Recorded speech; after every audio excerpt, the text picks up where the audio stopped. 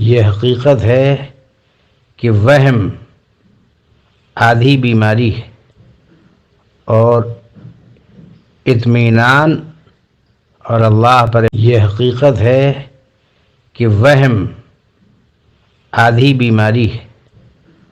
اور اطمینان اور اللہ پر اعتماد یہ اطمینان قلب جسے کہتے ہیں، یہ نصف دوا ہے، آدھا علاج ہے، اور جو کچھ پیش آئے اس پر صبر کرنا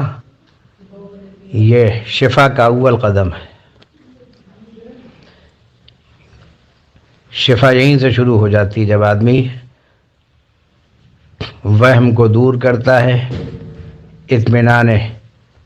قلب، سکون دل کی کوشش کرتا ہے، اللہ تعالیٰ نصیب فرماتے ہیں، پھر اس پر صبر نصیب فرماتے ہیں۔